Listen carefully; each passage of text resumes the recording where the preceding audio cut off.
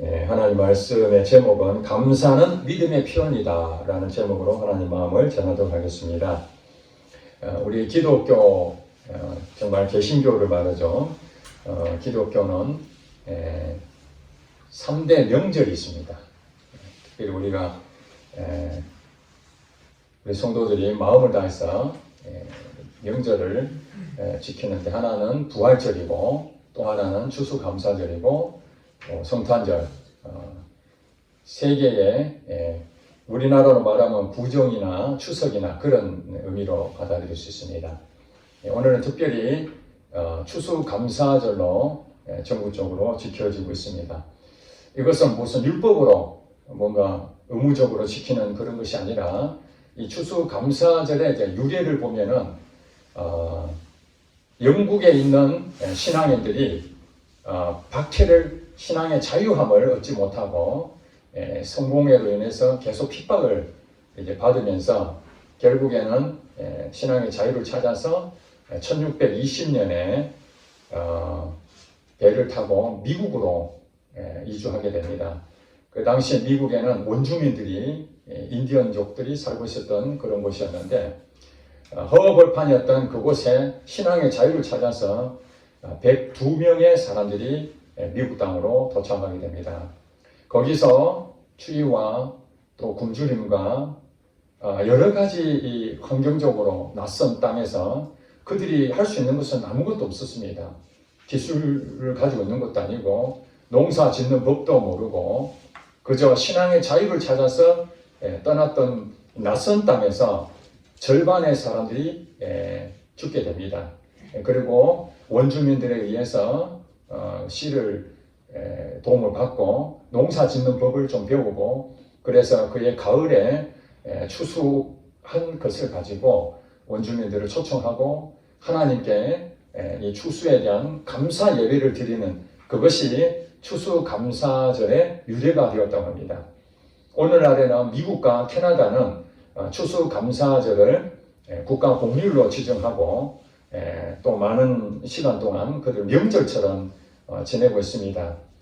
이 일을 미국의 선교사님들이 우리 한국에 100년이 넘은 그 전에 복음을 전하러 오시면서 추수감사절에 대한 부분도 우리에게 전달해주고, 한국교회는 11월 셋째 주를 추수감사절로 지금 드리고 있습니다. 이 추수감사절을 통해서 우리가 항상 생각하는 것이 무엇이냐면은, 이 감사에 대한 마음을 잊어버리지는 안 되는 것이죠. 데살로니가전서 5장 16절부터 18절까지 제가 앞전에 읽어드렸습니다만은, 항상 기뻐하라, 쉬지 말고 기도하라, 범사에 감사하라. 이는 그리스도 예수 안에서 너희를 향하신 하나님의 뜻이다. 하나님의 뜻은 뭐냐면 범사에 감사하라. 이 범사에 감사하라는 것은 모든 일에 감사하는 거죠. 모든 일에 감사하는데, 우리의 살고 있는 환경은 모든 일에 감사할 수 있는 조건이 아닙니다. 좋은 일에 감사하는 것은 당연합니다. 자녀가 진급을 했다든지, 또 좋은 대학을 또 원하는 대학을 갔다든지, 또 사업이 잘 된다든지, 뭐 여러 가지 좋은 일이 생기면은 감사가 저절로 나오죠. 그런데 감사할 수 없는 그런 환경에서도 감사할 수 있느냐 하는 것은 쉬운 일이 아닙니다. 특별히 하나님 믿는 사람들은 이 감사에 대해서 어떻게 생각을 해야 되는가? 그것은 여러분, 감사하는데 대상이 없이 감사가 되겠습니까? 자기 스스로 감사하다 이렇게 생각하는 사람 아무도 없습니다. 감사에 어떤 일이 생기면은 그 감사 일에 대해서 사람이든지 아니면 어떤 신이든지 어떤 감사의 대상이 있을 거 아니겠습니까? 불교는 부처님에게 감사하는 마음을 가지고 표현할 것입니다. 또 오늘날 많은 종교는 거기에 따르는 신에게 감사하는 마음을 갖겠죠. 그리고 또 내게 은혜를 베풀어 준 사람들 통해서 감사하다 이렇게 표현을 하게 됩니다. 그러므로 우리가 감사라는 것은 노력을 해서 훈련을 통해서 감사가 안 되지만은 열심히 내가 감사에 대해서 어떤 힘을 써가지고 감사를 이뤄내는 성취로 얻어지는 것이 아니고 하나님이 주신 믿음으로 감사가 시작된다는 것을 아시기 바랍니다. 무엇으로 시작된다고요? 믿음으로 시작되는 것이 감사가 시작됩니다. 얼마 전에 여러분 탤런트 중에 김수미라고 아시죠? 욕쟁이 할머니로 이렇게 통하고 있는데 가문의 영광 뭐 이게 나와서 욕을 엄청 잘하잖아요. 맛깔나게. 그가 20년 전에 김혜자 선생이 계속해서 예수를 믿어라. 하나님 은혜를 체험할 수 있다. 그래도 그 헛소리를 생각하고 그냥 한 길을 흘렸는데 얼마 전에 예수님을 만났다고 합니다. 예수님 만나고 난 다음에 인생이 달라졌대요. 자기는 너무너무 까칠한 사람이었는데 예수를 영접하고 난 다음에 제일 먼저 변화된 게 뭐냐? 감사가 나오게 됐다. 감사. 그냥 감사할 일이 없는데도 옛날 같으면 짜증이 나고 사람들의 관계 때문에 불편하면 끊어버리고 까칠한 행동을 했는데 예수님 만나니까 자기 마음이 그렇게 바뀌더라는 거예요. 왜 그럴까요? 믿음으로. 다른 거 없습니다. 예수님이 나의 주인이 되시니까 그 예수님을 통해서 믿음으로 통해서 감사가 시작된 거예요. 물론 감사가 풍성하게 된 건 아니지만은 감사로 통해서 변화가 일어났다라고 고백했습니다. 그렇습니다. 이 믿음의 표현은 감사로 나타납니다. 과연 우리 예수 믿는 사람들이 감사를 얼마나 하느냐? 그 사람을 보면은 야 정말 감사를 너무 많이 하는구나 하면은 그 안에 무엇이 있습니까? 하나님을 통한 믿음이 그 안에 있다는 것입니다. 오늘 본문에 보니까 골로새서 4장 3장 15절부터 17절까지 우리가 읽었지 않습니까? 이 감사에 대한 부분 하나님이 말씀하시기 전에 먼저 말씀하신 게 있습니다. 15절에 보니까 그리스도의 평강이 너희 마음을 주장하게 하라. 우리가 다 감사하고 싶잖아요. 믿음이 더 성장하고 싶잖아요. 거기에 제일 먼저가 뭐냐? 그리스도의 평강이 너희 마음을 주장하게 하라. 우리 마음이 있잖아요. 우리 마음이 딱 지켜져야 염려, 불안, 근심이 없습니다. 왜냐하면 이 환경이 끊임없이 우리에게 어려움을 주지 않습니까? 정말로 해결할 수 없는 그런 일들이 올 때 우리 마음이 무너집니다. 절망과 낙심과 그 다음에 힘든 일이 생기면 잠도 못 잡니다. 이 마음이 무너지면 그 다음에 연결되는 게 육체로 연결되어 있거든요. 잠도 못 자고 불안한 마음이 생기고 이런 것들이 우리 마음에 내가 지킬 수 없는 그런 환경들이 오면 다 무너지게 되어 있습니다. 여러분 우리 직장에 다니고 있지 않습니까? 우리 성도님들 직장 다니는데 하루아침에 여러분 내일 회사를 갔더니 우리 회사가 2차 저차해서 더 이상 운영할 수가 없게 됐습니다. 오늘부로 문을 닫겠습니다 하는 순간 여러분은 어떻습니까? 평안할 수 있겠습니까? 바로 그 순간 여러분 마음이 무너집니다. 그러면 내 직장을 어떻게 한다는 거예요? 그럼 생활을 어떻게 하지? 이게 바로 근심으로 돌아오는 거죠. 이것이 지금 현재 내가 아무 일이 없다 해가지고 나는 마음이 평안하고 좋은 것처럼 느껴지지만은 어떤 환경이 정말 예기치 않은 환경에 내게 딱 들어오면은 벌써 이미 나는 무너집니다. 다. 그렇기 때문에 이 무너진 상태에서 감사가 나올 수 있겠습니까? 감사될 수가 없습니다. 절망이 오는데 감사될 수가 없습니다. 믿음이 아니면은 절대로 그거 이겨낼 수가 없습니다. 노력으로 되는 것이 아닙니다. 그래서 제일 먼저 감사를 할 수 있는 유일한 방법은 15절 말씀드린 것처럼 그리스도의 평강이 너희 마음을 주장하게 하라. 이 주장한다는 말이 무엇입니까? 압도당하는 겁니다. 지배를 받는 것입니다. 그리스도의 평강, 하나님이 주시는 그 평강이 내 마음을 딱 주장하고 있을 때에 내 마음이 흔들림이 없습니다. 환경이 와서 내 마음이 지금 무너질 수밖에 없는 그런 상황은 현실이지만은 그러나 그리스도의 평강이 내 마음을 탁 지배해버리면은 나를 이겨버리잖아요. 내 마음을 이겨버리면은 현실은 절망과 낙심과 불안과 근심이지만은 그 하나님 평강 때문에 마음이 평안한 마음으로 그냥 느긋하게 잠도 오고 그래 하나님께서 이 직장 오늘 문 닫으면은 또 다른 길을 열어주실 것이라는 그 믿음으로 아무렇지 않게 생각할 수 있다는 것입니다. 이것이 감사하는 마음이 나오게 되는 거죠. 여러분 직장을 잃었는데 감사할 수 있겠습니까? 내가 원하는 학교에 들어가지 못했는데 감사할 수 있겠습니까? 감사할 수 없는 조건입니다.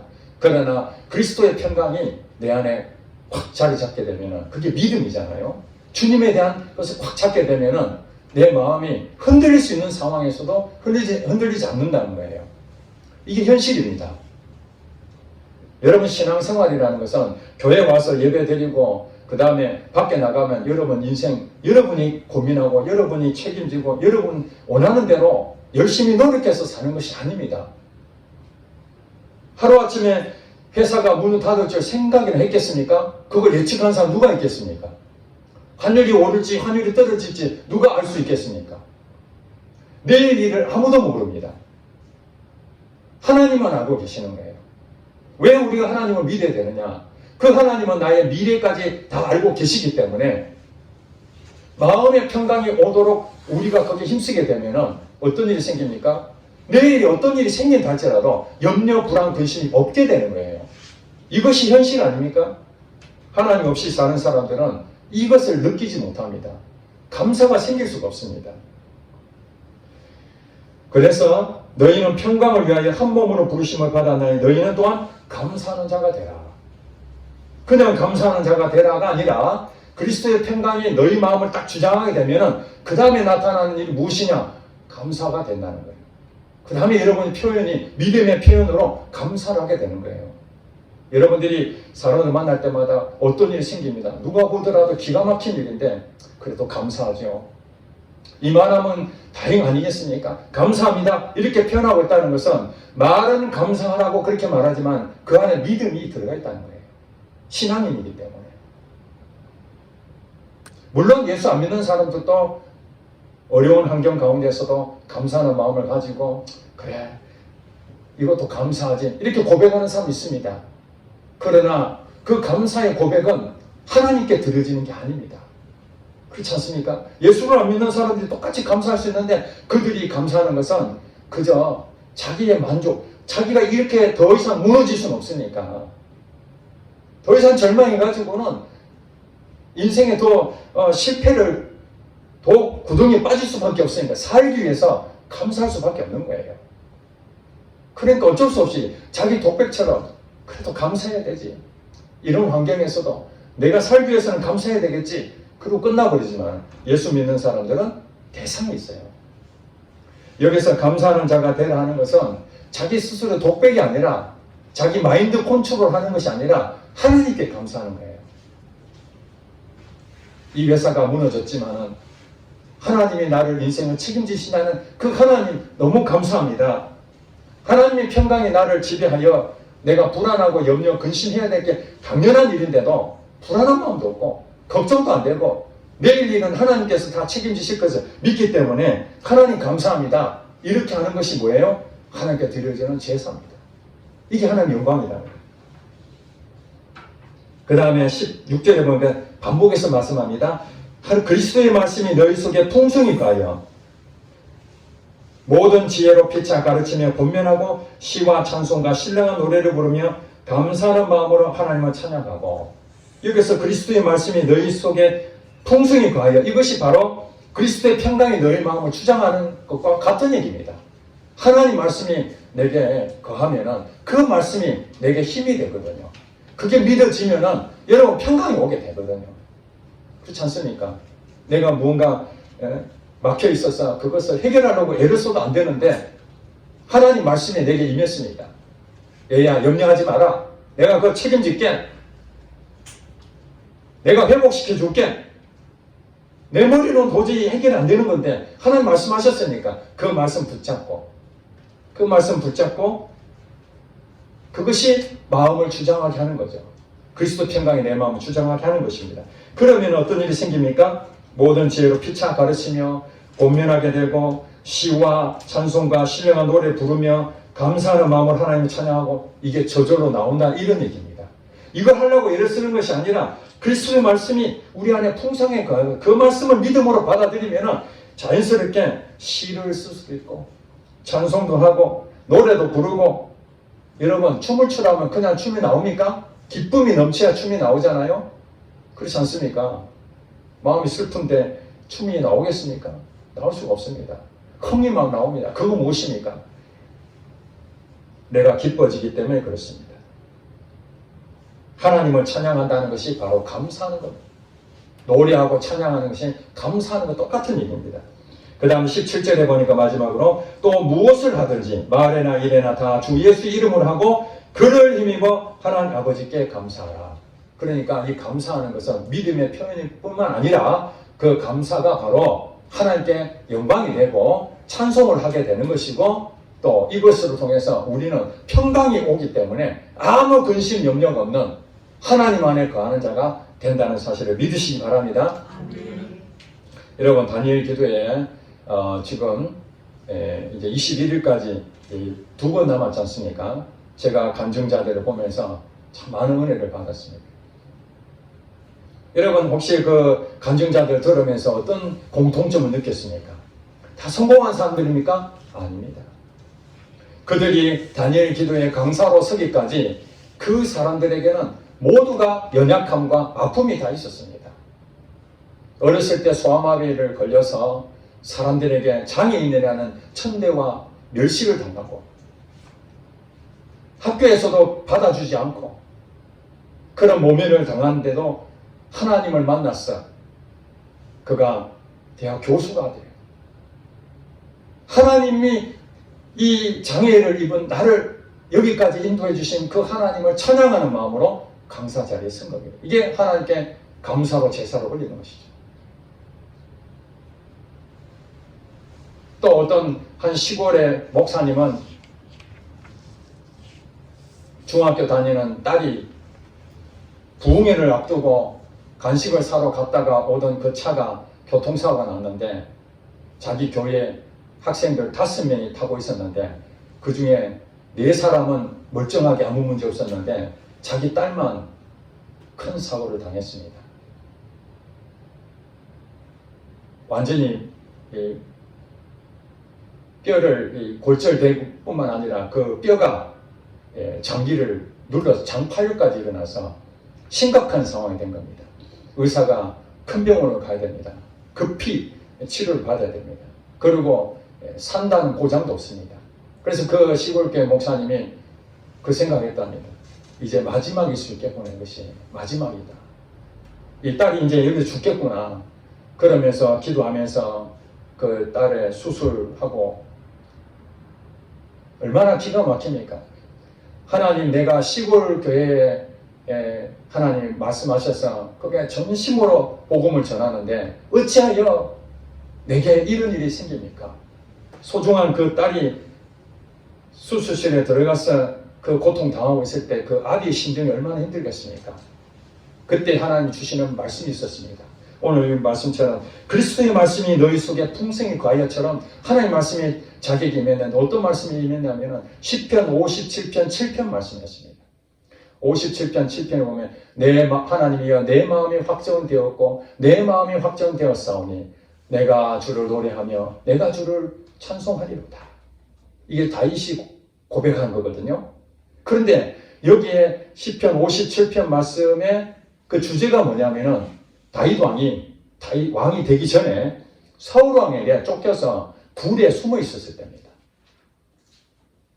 여러분, 하나님이 기름 부어서 너는 앞으로 왕이 될 것이다 라고 그렇게 약속을 하셨는데 사울 왕에게 충성을 다했는데 배신을 당하고 오히려 쫓김 당하고 죽음을 두려워하고 도망자 신세에서 굴 속에서 이 시편을 지은 거예요.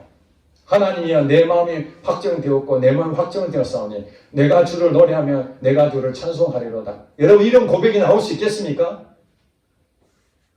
1절에 그렇게 나옵니다. 하나님 내게 은혜를 베푸소서. 하나님 내게 은혜를 베푸소서. 기가 막히지 않습니까? 도망자 신세에서 굴 속에서 언제 죽을지 모르는 이 위기 가운데에 결국에는 하나님 내게 은혜를 베푸소서.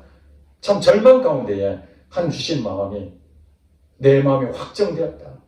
내가 주를 노래하고 내가 주를 찬송하겠다. 이 마음이 확정되었다는 거예요. 현실은 아무것도 달라진 것도 없고 어려운 상황에 절망 가운데 있지만은 하나님 그 마음을 주셔서 이 딸에 대한 하나님에 대한 믿음이 생겼다는 거예요. 우리 딸이 이렇게 되면 어떡하나. 그 불안한 마음에서 감사가 나올 수 없는 조건인데, 다윗 왕도 그랬구나. 다윗 왕도 굴 속에서 그 절망 가운데 하나님을 찬양했구나. 감사했구나. 그래서 자기도 감사했다고 하는 것입니다. 저도 사실은 이 말씀이 오래전에 경제적인 어려움을 당하고 사람들로부터 배신도 당하고 외롭게 혼자 절망 가운데 있었습니다.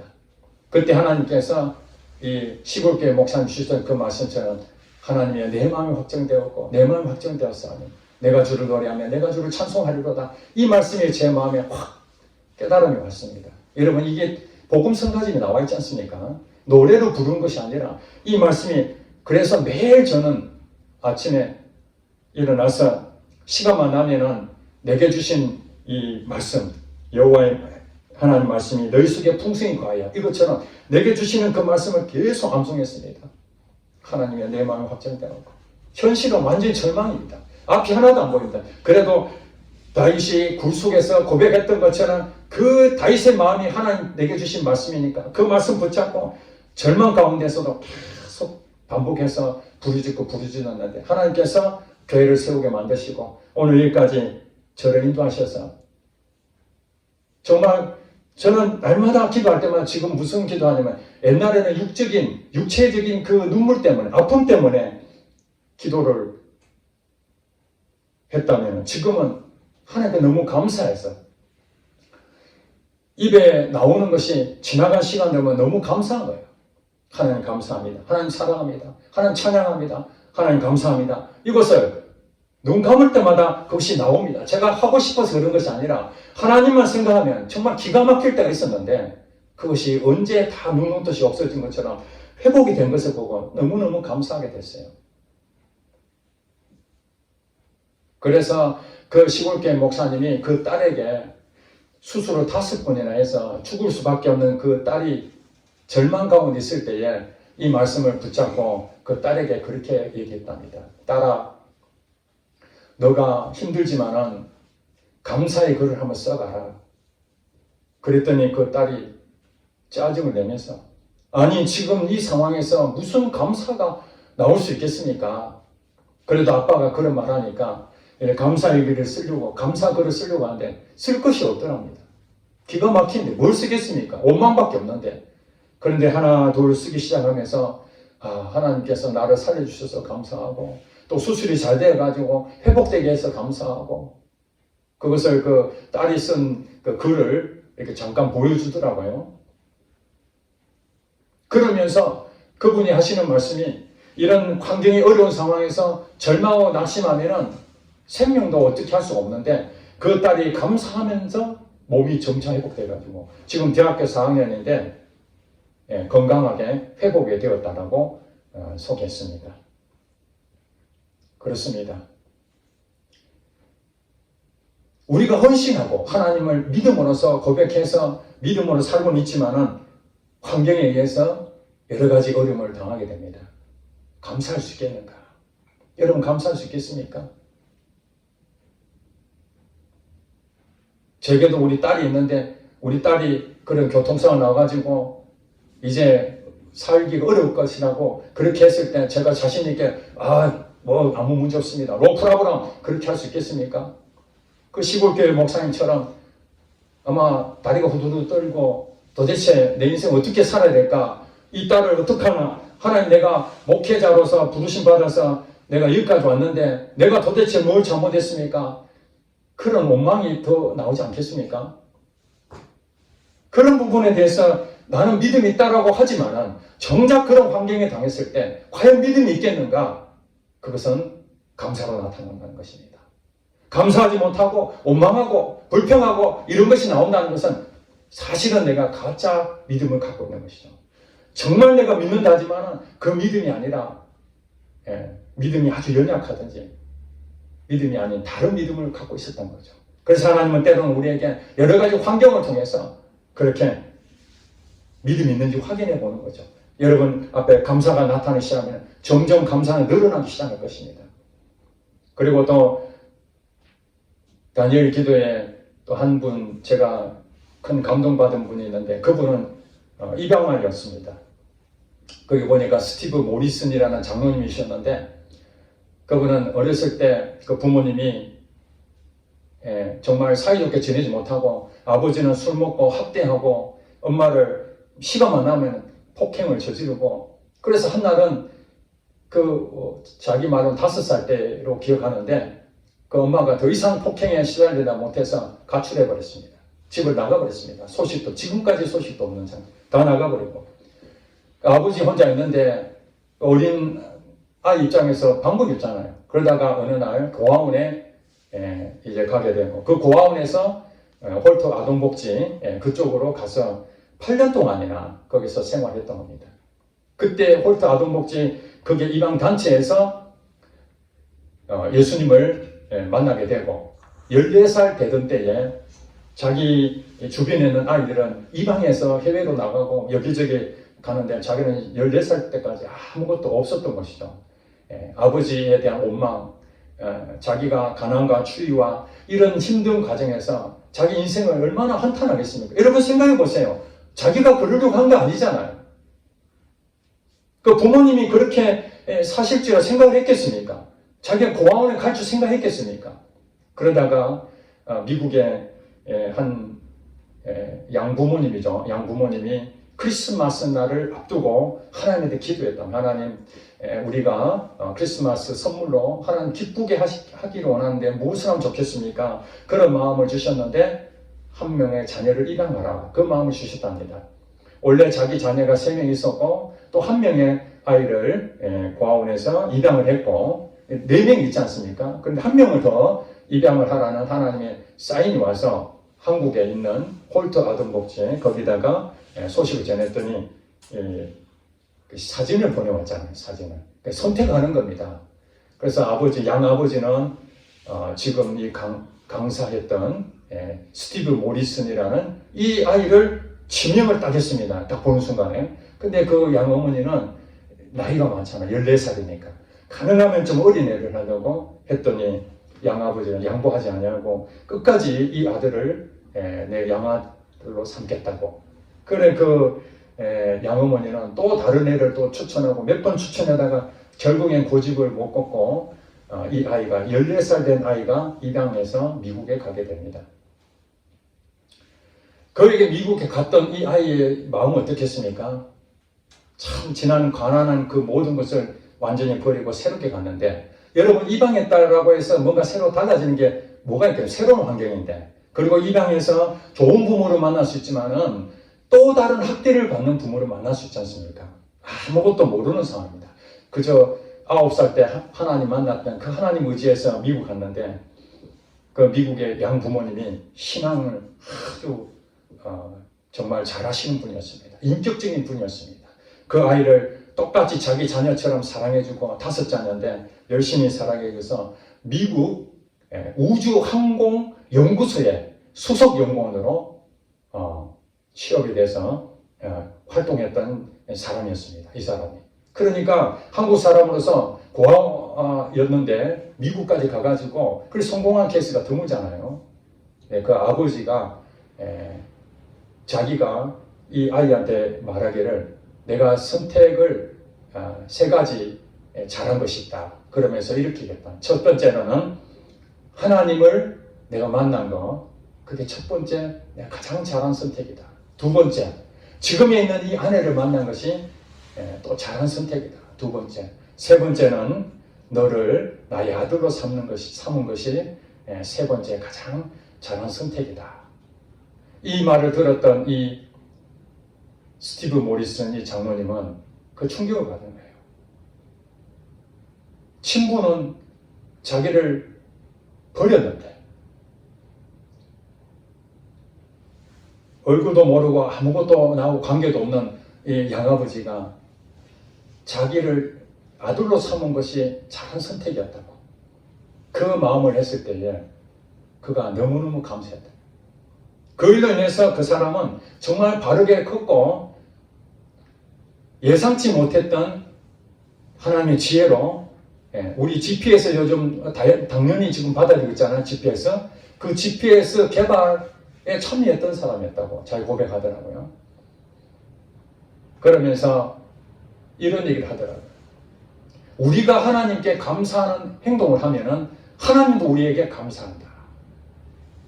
이것을 어떻게 표현하냐면 자기 이제 양어머니, 아버지 양어머니, 양부모님이죠. 양부모님에 대해서 자기가 뭔가 효도하고 싶은 마음이 생겼습니다. 자기가 그동안 생활하면서 너무 물신양면으로 자기를 키워주셔서 너무 감사해가지고 그래서 동남아시아를 여행을 하게끔 한 달 동안 그렇게 베풀었다고 합니다. 그랬는데 그 양부모님이 한 달 동안 동남아시아 여행을 하고 돌아오면서 자기 지인들한테 우리 아들이 나를 이렇게 좋은 곳에 먹을 것, 입을 것, 또 이렇게 여행할 수 있도록 나를 보내줬다고. 그러면서 자랑을 막 한 거예요. 그 우리 아들한테 이런 것을 해서 너무 기쁘다고, 고맙다고, 아들한테 고맙다고, 감사하다고 그렇게 말했다는 거예요. 자기는 그동안에 아버지, 양어머니 아버지가 자기한테 해준 그 은혜에 너무 보답해서 무엇이라도 해주고 싶어서 그렇게 효도하는 마음으로 여행을 보내줬는데 그 감사하는 행동이 그 아버지, 어머니를 통해서 오히려 자기한테 감사하다 이렇게 말했다는 거예요. 그러면서 우리 믿는 사람들도 하나님 앞에 감사하는 행동들을 하게 되면 하나님이 우리에게 자기 양 부모님처럼 감사하다 그렇게 말한다는 거예요. 그렇습니다. 이 감사라는 것은 우리가 노력해서 어떤 애써 가지고 만들어진 것이 아니라 하나님의 은혜에 무엇을 할 것인가? 하나님 은혜에 무엇을 보답할 것인가? 그 마음이 부어지게 되면은 저절로 감사가 나오게 되는 거예요. 감사한 행동하게 되면은 하나님이 너무너무 기뻐하신다는 거예요. 우리 구미에 여러 목회자분들이 같이 기도하고 또 목회에 대해서 바른 목회를 위해서 우리 한 달에 한 번씩 정기 모임을 갖고 있습니다. 며칠 전입니다. 며칠 전에 나눔을 갔는데 한 사모님이 간증을 하는데 그 사모님은 어려운 환경 속에서 참 남편 하나를 보고 열심으로 목회를 돕는 사모가 했는데 가난해가 돈이 없잖아요. 그래서 그의 자녀 둘이 있는데 큰 이제 그 아들이 군에 입대하기 전에 그래도 한번 가족 여행을 한번 가야 되지 않겠는가. 한 번도 가본 적이 없는데 가족 여행을 한번 가봤으면 좋겠다. 그래서 전라도 쪽에 목회자를 섬기는 그런 프로그램에 참여해서 그게 당첨된 거예요. 무료로 이제 호텔이라든지 숙식 제공하는 그 일로 인해서 가서 즐겁게 놀고 그 다음에 돌아오다가 거기서 교통사고가 나게 됩니다. 네. 목사님과 자녀 둘이는 아무 문제 없었는데 이 사모님이 가로수를 받았는데 그 사모님 앞으로 받게 된 거예요. 그래서 거기서 그 자리에서 완전히 피를 흘리고 골반이 망가지고 그래서 여기서 더 이상 방법이 없잖아요. 가까운 데 가가지고 뼈를 맞추는데 우리가 알잖아요. 몸을 거꾸로 해가지고 그 뼈를 다 그냥 맞춰놓고 빨리 큰 병원으로 가야 된다. 이 상태에서. 그래가지고 여기 대구 쪽에 아주 잘하는 병원 의사를 소개받고 전라도 쪽에서 그 몇 시간 동안 가서 거기서 수술을 전부 다 하고 했는데 그 사모의 고백이 그렇습니다. 하나님, 내가 이렇게 가난하고 어려운 상황에서 우리 아들 이제 군 입대하기 전에 한번 가족끼리 여행한다고 이런 시간에 본인이 이렇게 얼마나 고통스러운지 말로 다 할 수가 없는 그런 아픔을 겪고 있는데 갑자기 감사가 나오더라는 거예요. 어떤 감사가 나오냐? 내가 다쳐서 다행이다. 우리 남편이 다쳤으면 목회도 하기 어려울 테고 우리 자녀가 다쳤으면 그 부모 입장에서 끔찍한 일인데 차라리 내가 당한 것이 얼마나 감사하냐 이렇게 고백했답니다. 여러분, 저도 만약 그런 일이 생기면은 그 고통 가운데서 감사가 쉽지 않겠죠. 그런데 하나님 믿는 사람들은 이렇게 감사하는 마음이 나오게 되는 거예요. 또 어떤 목사님은 재정적으로 어려움을, 여러분 아시다시피 미자리 교회 얼마나 어렵습니까? 재정적으로 힘든 그 상황에서 성도들이 드리는 헌금도 제대로 나오지도 않으니까, 성도가 없으니까 헌금도 제대로 안 나오잖아요. 그래서 그 사모님이 할 수 없이 부업으로 카페를 하나 한 2년 전에 이렇게 오픈하게 됐는데, 그것도 돈이 없어서 겨우겨우 해서 정말 하나님 은혜로 카페를 차렸습니다. 근데 그것이 잘 되지 않았습니다. 그래서 1년 전에 이 카페를 이제 월세가 많이 나가니까 더 부담돼서 카페를 이제 처분해야 되겠다. 그래가지고 이제 내놨는데 안 나가는 거예요. 1년 동안 그냥 일도 제대로 못하고 월세만 계속 나가는 거예요. 여러분, 부업을 해서 생활을 해야 겨우 교회가 운영이 되고 생활할 수 있고, 그것 때문에 시작했는데 결과적으로는 지금은 다 이제 폐업을 해야 되는 그런 상황이니까 기가 막히지 않겠습니까? 그래서 그 목사님과 사모님이 작정 기도를 하게 됐답니다. 우리 함께 이 일을 하나님께 맡기고 우리 힘으로는 다 해봤지만 안 되니까 기도하자. 그렇게 해서 40일 작정 기도를 이제 하게 되면서 그 마음을 주시더라고요. 불안하고 염려가 되잖아요. 계속 월세 나가고 이거 어떻게 처분해야 될 것인가. 그런 가운데 하나님 주시는 마음이 감사하는 마음을 가져라. 감사할 조건이 안 되는데. 그래서 시작을 해봤다면 어떻게 해서 카페가 만들어지게 됐고, 그 카페를 통해서 우리에게 주신 것이 무엇인가. 많은 사람을 만나게 만들고, 그렇다고 해서 카페가 안 된다 해서 생활이 어려워졌다고 지금 굶고 있는 것도 아니고, 여러 가지 생각하니까 정말 감사할 일이 너무 많았던 거예요. 그러면서 그런 고백했습니다. 이제는 우리가 할 일은 다 더 이상 할 수 없고 하나님한테 다 맡긴다. 이 카페에 대해서 어떻게 인도되실지 우리는 모르지만 모든 것을 하나님께 맡긴다 하는 마음으로 그리스도의 평강이 그의 마음을 주장하니까 염려, 불안, 근심이 다 사라졌다고 고백했습니다. 여러분, 그렇습니다. 우리 인간 약합니다. 연약합니다. 믿음으로 산다고 하지만은 순간적으로 어려움이 당하고 오면은 염려하고 불안하고 근심하고 두려워하고, 이것이 우리 인간입니다. 그럼에도 불구하고 우리가 하나님의 그 대상, 그분 살아계십니다. 나는 부족하지만 하나님 전능자십니다. 하나님은 기적을 베푸시는 분이십니다. 소아마귀 그 환경에서도 하나님은 교수로 쓰시는 분이십니다. 그 부모님이 학대하고 가출하고 고아원에 자랄 수밖에 없는 그 환경에서 부모의 사랑을 받지 못했던 그런 자녀이지만 하나님께서 미국 땅까지 보내셔서 그 양부모님을 통해서 하나님 마음을 부어줘 그 아이를 입양하라. 그 아이를 주님의 사랑으로 베풀어 줬더니 그 아이가 오늘날 정말 건전하게 신앙생활하고, 이제는 입양했던 그 아이들을 위해서, 그러니까 고아원에 있는 아이들, 부모가 없는 그 아이들을 가족을 맺어주는 일에 자기 마지막 사명으로 일하고 있습니다. 그렇습니다. 예수를 안 믿고 정말 우리는 인생을 끝나는 험한 세상에 살아야 될 우리가 하나님 은혜로 입양이 됐습니다. 하나님의 아들이 된 것입니다. 아멘. 하나님의 아들 된 거, 이것만 생각하면 얼마나 감사한 일입니까? 내같이 연약하고 부족한데 하나님이 나를 목사로 세우시고, 또 여러분 이 어려운 생활 직장을 주시고, 또 건강을 주시고, 자녀들에게 믿음을 주시고. 그래서 그 스티븐 모리슨 그 장로님은 그 양부모님의 사랑을 통해서, 하나님의 사랑을 통해서 과거에 그 친부, 친어머니를 용서했답니다. 그 환경에 상처받았던 건 다 치유가 됐답니다. 회복이 된 것입니다. 여러분, 사람들은 조건을 보고 모든 것이 무너지지만 하나님은 그 모든 상황에서 역사하시는 하나님이시고 반전하시는 하나님이시고 회복시키시는 하나님이십니다. 그 하나님을 이제 우리는 감사할 수 있고, 그 믿음을 고백할 때에 하나님은 얼마나 큰 영광을 받으시겠습니까?